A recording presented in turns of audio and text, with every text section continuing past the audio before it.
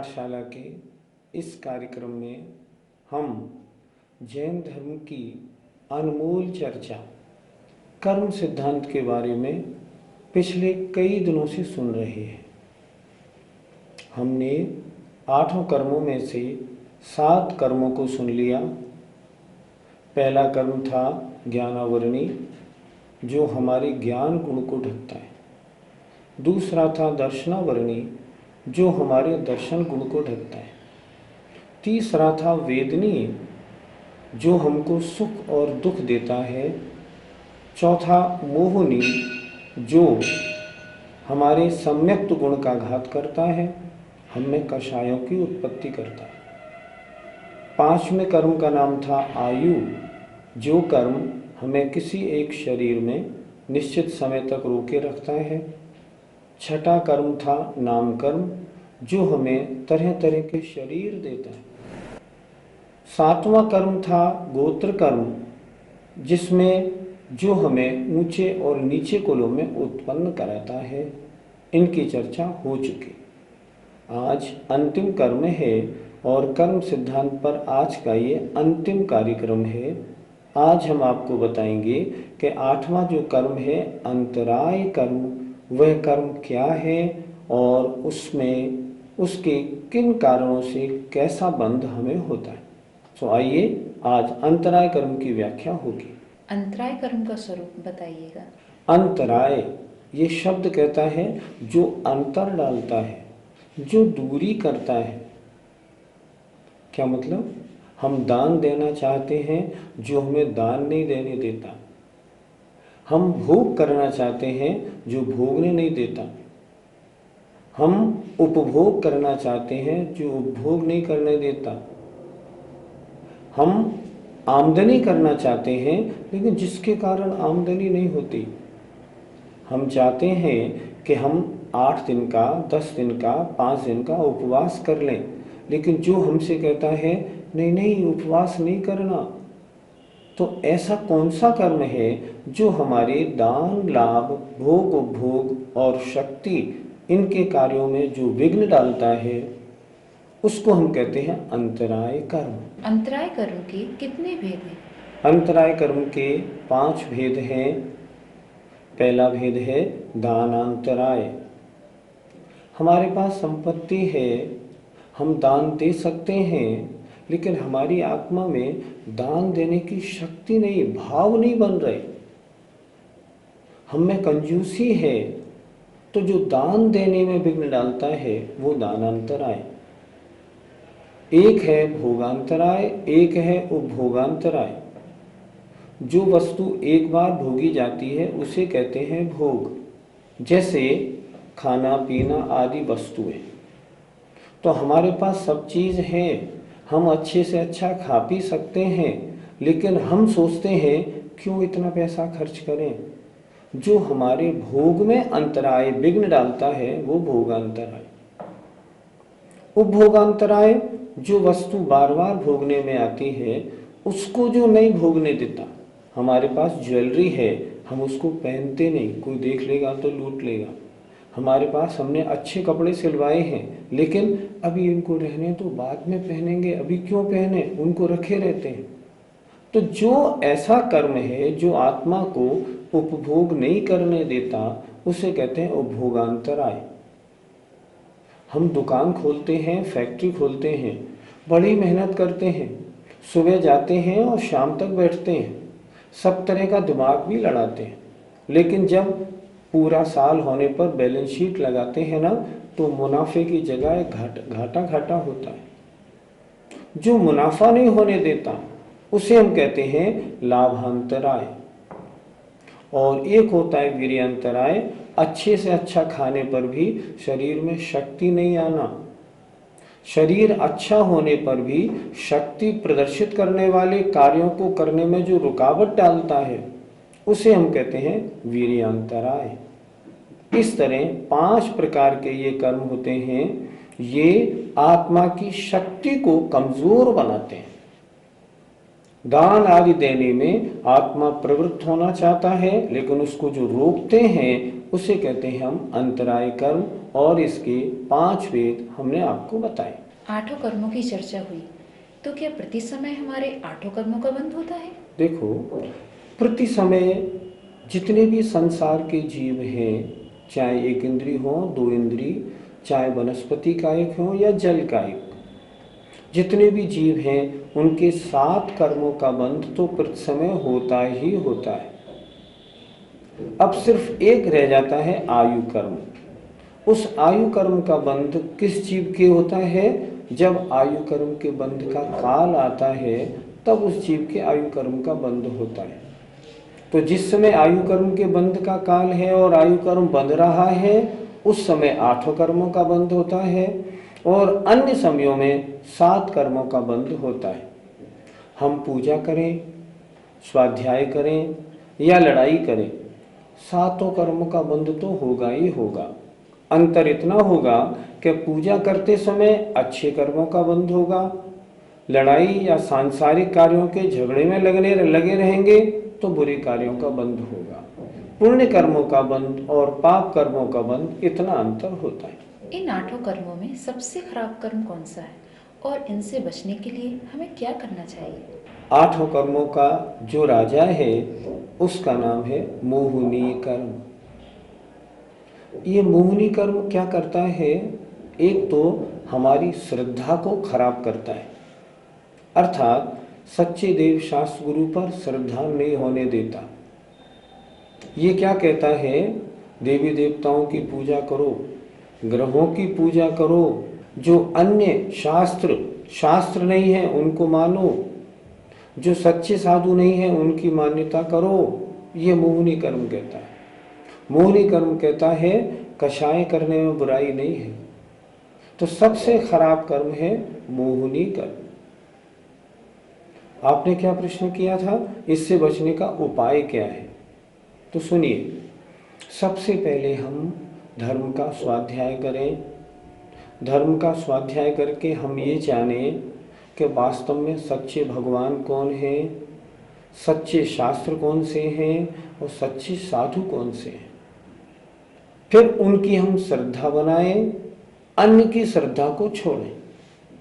जो सच्चे देव शास्त्र गुरु हैं उनको हम अपने आराध्य बनाएं और आज तक हमने इनके अलावा जिन अन्य देव शास्त्र गुरु को माना है उन सबको हम अपने से दूर कर दें, पहली बात। दूसरी बात, जब आप ऐसा करेंगे और शास्त्रों को पढ़ेंगे तो आपको शरीर और आत्मा का भेद मालूम पड़ेगा।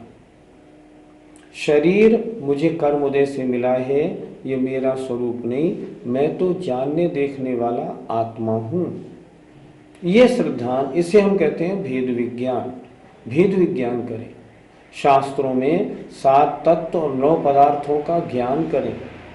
हम स्वाध्याय नियमित रूप से करें, हम आलसी नहीं बने। हम ये संकल्प बनाएं हमें इस पर्याय को सफल बनाना है, हमें कर्मों से पीछा छुड़ाना है, हमें मोहिनी कर्म को दूर करना है। अगर आप ऐसा संकल्प बनाएंगे ना तो कार्य सिद्ध होगा, कोई आपत्ति नहीं। शास्त्रों का स्वाध्याय तो करिए, आपको मार्ग दिखाने वाली है जिनवाणी, और जिनवाणी को आप पढ़ेंगे नहीं तो क्या होगा? आपको मार्ग कौन दिखाएगा? इसलिए जिनवाणी पढ़ें और जिनवाणी पढ़ के अपना रास्ता बनाएं। 7 तत्व जाने, उन पर श्रद्धान बनाएं, आत्मा और शरीर का भेद विज्ञान करें और आत्म कल्याण के कार्यों में लग जाएं। अगर आपने ऐसा किया तो मोहिनी कर्म से पीछा छूट जाएगा। क्या होगा? आपकी कषाएं अपने आप मंद हो जाएंगी और आप मोक्ष के मार्ग में आगे बढ़ना प्रारंभ कर देंगे। यही कल्याण का मार्ग है। ये आठों कर्म कितने समय तक आत्मा के साथ बंधे रहते हैं? इन 8 कर्मों की जो स्थिति है इसका वर्णन शास्त्रों में दिया हुआ है। जैसे ज्ञानावरण, दर्शनावरण, वेदनी और अंतराय, इन 4 कर्मों की उत्कृष्ट स्थिति 30 कोणाकोड़ी सागर है। मोहिनी कर्म की उत्कृष्ट स्थिति 70 कोणाकोड़ी सागर है। नाम और गोत्र की 20 कोड़ा कोड़ी सागर है और आयु कर्म की उत्कृष्ट स्थिति 33 सागर प्रमाण है। अर्थात ये कर्म अगर बंध जाए आत्मा के साथ तो इतने समय तक बंधे रह सकते हैं। कर्मों की स्थिति ज़्यादा और कम कैसे पड़ती है, इसका जो ब्यौरा है वो ये है कि कोई कार्य करते समय अगर कषाय तीव्र है तो कर्म की स्थिति ज़्यादा पड़ती है और कषाय मंद है तो कर्म की स्थिति कम पड़ती है। जिन्हें आत्मकल्याण करना है वे अपनी कषायों को मंद करें। अगर ऐसा करेंगे तो इन कर्मों की स्थिति अर्थात ये कर्म कम समय तक आत्मा के साथ चिपके रहेंगे, जल्दी आत्मा के साथ से छूट जाएंगे।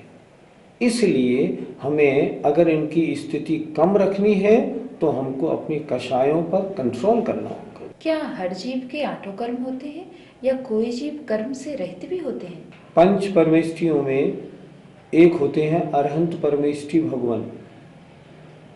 तो जो अरहंत परमेष्ठी भगवान होते हैं, जिनकी मूर्ति मंदिर जी में विराजमान होती है, इनके 4 कर्म समाप्त हो चुके होते हैं। ज्ञानावरणी, दर्शनावरणी, मोहनी और अंतराय। इन 4 कर्मों को हम कहते हैं घातिया कर्म। तो जो घातिया कर्मों से रहित होते हैं वे अरहंत परमेष्ठी होते हैं। हम पूजा में बोलते हैं ना, नसे घातिया कर्म अरिहंत देवा। तो ये 4 घातिया कर्म जिनके ज्ञानावरण, दर्शनावरण, मोहनी और अंतराय 4 कर्म नहीं होते, उन्हें हम कहते हैं अरिहंत परमेष्ठी। इनके 4 कर्म समाप्त, अब शेष 4 कर्म रह जाते हैं। एक होते हैं सिद्ध भगवान। जो सिद्ध भगवान जिन जीवों ने तपश्चरण करके अपनी आत्मा को शुद्ध बना लिया है और जिनकी आत्मा संसार के जन्म मरण से छूटकर ऊपर जाके लोक के अंत में विराजमान हो गई है। हम जो स्वास्तिक बनाते हैं ना, स्वास्तिक के ऊपर एक अर्ध चंद्रमा बनाते हैं, उस पर ऊपर एक बिंदी रखते हैं। वो बिंदी क्या बताती है? बिंदी बताती है सिद्ध भगवान को कि ये लोक में सबसे ऊपर विराजमान। ऐसे सिद्ध भगवान होते हैं, उनके 8 कर्म नष्ट हो जाते हैं। इन कर्मों से छूटने का उपाय क्या है और हम कर्म नाश कैसे कर सकते हैं, कृपया बताइए। 8 कर्मों के बारे में सारी जानकारी आप सभी दर्शकों ने प्राप्त की। आप भी शायद ये सोचते होंगे कि अनादिकाल से इन कर्मों ने हमें अपने शिकंजे में दबा रखा है। ये कर्म जब गलत कर्म उदय में आते हैं तब हम गलत कार्यों में लग जाते हैं। क्रोध का उदय होता है तो क्रोधी बन जाते हैं। माया का उदय होता है तो हम मायाचारी करने लगते हैं। इन कर्मों से पीछा कैसे छूटे? इन कर्मों से पीछा छूटने के लिए सबसे पहले हम 7 तत्वों पर थोड़ा ध्यान दें। सबसे पहले तो हम ये ध्यान दें कि मेरी आत्मा भगवान जैसी शुद्ध है, कर्मों से लिप्त होने के कारण मैली हो गई है, मलिन हो गई है। मैं इस आत्मा को या अपने आप को मैं भी भगवान बनाना चाहता हूँ। ऐसी भावना की। अब आगे चलें।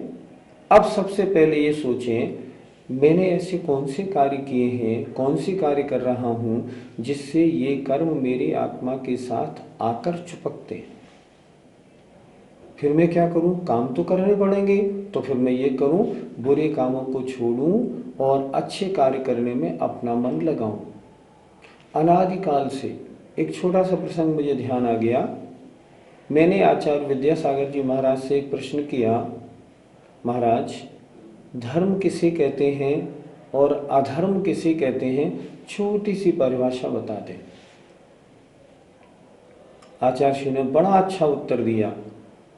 देखो, आज तक जो करते आए हो उसका नाम अधर्म है और जो तुमने आज तक नहीं किया उसका नाम धर्म है। कितनी सुंदर परिभाषा है। हमने आज तक किया क्या है? हमने आज तक संसार के पचड़ों में फंस के अपनी सारी उम्र बेकार कर दी। सारी उम्र हमने यूं ही निकाल दी। जिनवाणी सुनी नहीं, जिनवाणी सुनाने वाले मिले नहीं, सुना तो समझा नहीं, समझा तो जीवन में उतारा नहीं। अब जीवन ठीक बने तो बने कैसे? इसलिए सबसे पहले तो हम ये संकल्प बनाएं, आत्मा को हमें शुद्ध बनाना है। फिर हम ये देखें जिन कारणों से बुरे कर्म आते हैं उन कार्यों को हम बंद करें।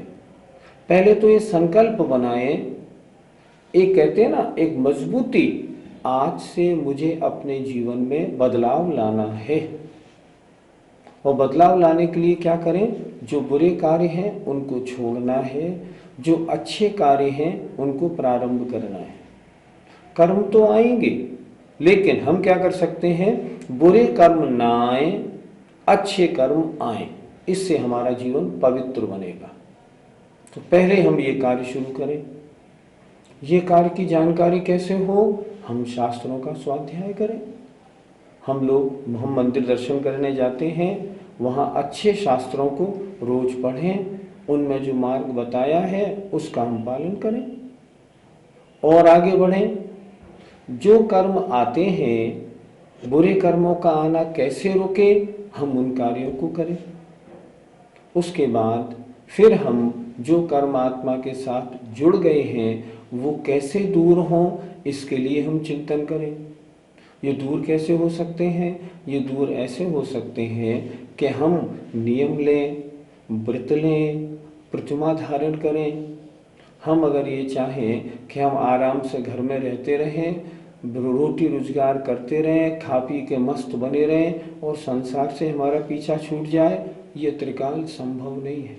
ये तो आज तक जो किया है ना, उस सब में ओवरऑल चेंज करना पड़ेगा हमें। हमको अपने आप को बदलना पड़ेगा। हम अभी तक संसार मार्ग में थे, अब जैसे पटरी बदलती है ना रेल की, कैंची हटाई और पटरी चेंज हो गई, उस तरह आज से अब हम पटरी चेंज करेंगे। आज तक हम संसार मार्ग पे चले जा रहे थे, नहीं, अब नहीं, अब मोक्ष मार्ग पे जाना है। हम ऐसा संकल्प बनाएंगे। जब ऐसा संकल्प बनाएंगे तब हमें चेंज आएगा। फिर हम क्या करें? व्रतों को, प्रतिमाओं को, नियमों को धारण करें, अपने जीवन को पवित्र बनाएं। और जीवन पवित्र बनता है व्रत और नियमों के द्वारा। हम क्या करें? हम एक डायरी बनाएं अपनी, और उस डायरी में हम अपने सारे नियम लिखें। नियम कैसे लिखे जाते हैं? मैं सच्चे देव शास्त्र गुरु के अलावा आज से अन्य देव शास्त्र गुरु का त्याग करता हूँ, सबसे पहला नियम। दूसरा नियम, मैं देव दर्शन या पूजन रोज करूँगा, रात्रि भोजन नहीं करूँगा, पानी छान कर पीऊँगा। फिर क्या करें? मैं सप्त व्यसन का त्याग करता हूँ। मैं अष्टमूल गुण, मध्य मांस, मधु और 5 उदंबर फलों का त्याग करता हूँ। इतना नियम बनाएं। फिर नियम बनाएं, मैं शास्त्र की स्वाध्याय रोज करूँगा। मंदिर में एक ग्रंथ ले लें और उसका नियम से स्वाध्याय करें। अपवित्र जीवन अनंत काल पुराना है, न मालूम कितने अनंत काल से हम भटक रहे हैं। अब अगर हमें अपने को शुद्ध बनाना है ना, तो काम तो करना पड़ेगा। और वो काम है जिनवाणी पढ़ें और जिनवाणी पढ़ के अपने मार्ग का निर्णय बनाएं। पहला सूत्र दिया है तत्वार सूत्र में, सम्यक दर्शन ज्ञान चारित्राणि मोक्ष मार्ग। अर्थात सम्यक दर्शन, सम्यक ज्ञान और सम्यक चारित्र, ये तीनों जहां हैं वह मोक्ष का मार्ग है। हम चाहते तो हैं संसार से हटकर मोक्ष मार्ग प्राप्त करना, लेकिन हम तीनों की एकता में तो लगे। सम्यक दर्शन और सम्यक ज्ञान प्राप्त करने के लिए जिनवाणी का स्वाध्याय करें, जो पढ़ें उसका मनन करें, चिंतन करें, चिंतन करके उसको स्वीकार करें। और चारित्र धारण करने के लिए प्रतिमाओं को धारण करें और आगे मुनिपद धारण करें। अगर मुनिपद धारण कर लिया फिर तो क्या कहना, सारा जीवन सफल हो गया। और इसके बाद में नित्य एक भावना जरूर भाएं, वो ये भावनाएं कि हे भगवान, जब मेरा अंत काल आए ना तो मेरी समाधि जरूर हो। अगर अंत समय एक भव में समाधि कर ली तो समझिए आपका संसार लगभग समाप्त है और मोक्ष मार्ग में आप लग गए हैं। लेकिन समाधि भी कब हो सकती है? जबकि पहले शास्त्र का स्वाध्याय तो हमें हो। हम शास्त्र स्वाध्याय नहीं करेंगे तो समाधि नहीं होगी। जीवन में हमें सन्मार्ग बताने वाली अगर कोई है तो जिनवाणी है। जिनवाणी का स्वाध्याय स्वयं करें और अन्य को भी करने के लिए बोलें, अपने परिवार में भी कराएं। मुझे एक पंडित जी का एक दृष्टांत याद आता है। हमने पंडित जी से पूछा, पंडित जी समवचरण किसे कहते हैं? उन्होंने कहा पहले तुम बताओ। मैंने उनको बताया, मैंने तो ये समझा है कि जहाँ भगवान की दिव्य ध्वनि होती है उसको समवचरण कहते हैं। वो पंडित जी बोले ये बात तो चौथे काल की थी, गई। तो मैंने कहा अब हम क्या इसकी परिभाषा बनाएं? उन्होंने कहा जिस घर में पति और पत्नी एक साथ बैठकर स्वाध्याय करते हों उस घर को समवचरण कहते हैं। यह है परिभाषा। तो हम अपने घर को क्यों ना समवचरण बना लें? हम चाहते हैं अनंत काल का संसार छूट जाए तो हम शुरुआत यहाँ से करें, हम धर्मात्मा बने। मैंने एक बार आचार्य विद्यासागर जी महाराज से पूछा था, महाराज धर्मात्मा किसे कहते हैं? देखो उन्होंने उत्तर कितना अच्छा दिया। उन्होंने उत्तर दिया, जो व्यक्ति घर से मंदिर जाता हो तो हंसता हुआ जाए और मंदिर का काम निपटा के जब घर आता हो तब रोता हुआ आए, उसे कहते हैं धर्मात्मा। वो सोचता है जब घर से मंदिर आया मेरे आत्म कल्याण का कार्य यहाँ होगा, और जब घर मजबूरी में वापस जाता है तो सोचता है आत्म कल्याण छोड़ के अब मैं फिर संसार के कार्यों में फंसने जा रहा हूँ। जो ऐसा जीव होता है ना उसका कल्याण होता है। आप चाहते हैं कि आप इस संसार के बंधन से छूट जाए तो आपको क्या करना होगा? आपको ऐसा बनना होगा। कर्म के ऊपर हमारी सारी व्याख्याएं आज समाप्त होती हैं। अब अगला जो एपिसोड होगा उसमें हम आपको सम्यक दर्शन ज्ञान चारित्र के बारे में बताएंगे। हमें उम्मीद है कि कर्म सिद्धांत की जो व्याख्या हमने आपको बताई है आप उसका पूरा लाभ उठाया होगा। आपने मन में संकल्प बनाए होंगे, आपने नोट्स किए होंगे कि कौन से कार्य आपको छोड़ने हैं और कौन से कार्य आपको प्रारंभ करने हैं। मुझे उम्मीद है सभी दर्शक हमारे इस कर्म थ्योरी को सुन के उन्होंने अपने अपने मन में संकल्प दृढ़ धारणाएं बनाई होंगी और अब इसका फल उन्हें अवश्य मिलेगा। इस जन्म को भी सफल करेंगे और अगले जन्म को भी सफल करेंगे। समय पूरा हो गया, आइए हम विदा लेते हैं। जय जिनेंद्र।